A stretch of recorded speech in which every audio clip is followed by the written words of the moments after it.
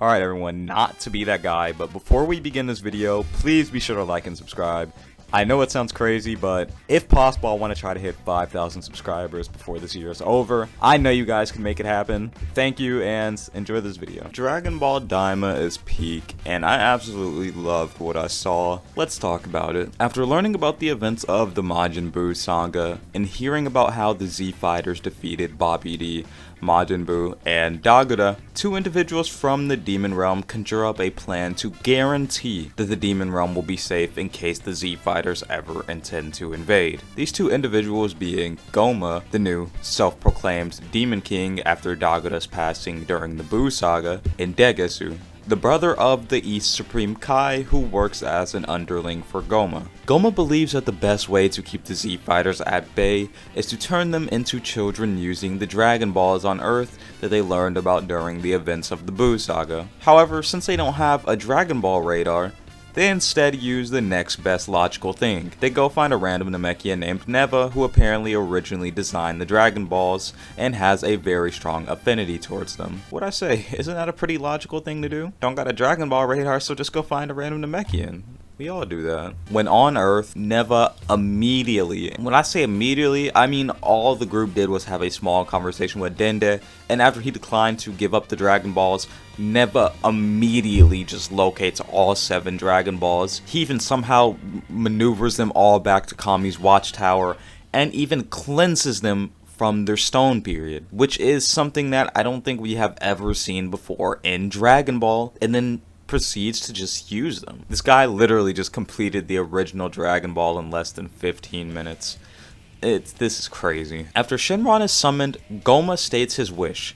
He wants the Z Fighters and everyone else who helped the Z Fighters to turn into children, thus concluding the first episode. From descriptions shown on my anime list along with other streaming sites, it looks like the Z Fighters are going heavily back to the basics, and are going to be hunting for the Dragon Balls in their childlike bodies. I'm wondering if the Dragon Balls are going to be scattered across different planets, or if all of them are just going to be, you know, placed on a different planet and they have to actually leave Earth in order to find them. I'm guessing that's what it is because we've seen them search for the Dragon Balls on Earth numerous times. I just don't think that Akira Toriyama would do that again for his last work, but I could be completely wrong. If so, this could make for a really interesting concept, seeing kind of like what we saw in GT a little bit where Goku was a child and was on a different planet.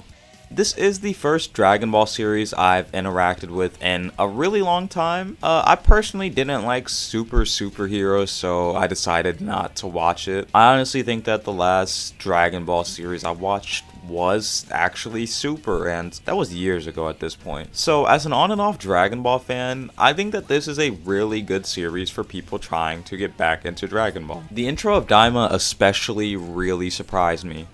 I wasn't really expecting to see the Majin Buu saga. I was kind of expecting to see something a lot more recent in the Dragon Ball universe, like maybe the events following the Tournament of Power, maybe even from the perspective of some different universes. Since, you know, at this point, the Majin Buu saga was a really long time ago in the series and in real life. And I thought that maybe they would have continued from where Super left off. And I know that this is a spin-off, but that continuation of Super is something that people have been asking for a while. So it's interesting that we actually aren't getting that and we're getting this instead. Regardless though, I think that everybody has been mutually enjoying Daima since it's Dragon Ball. And trust me, nobody is going to complain about any new forms of Dragon Ball content at all.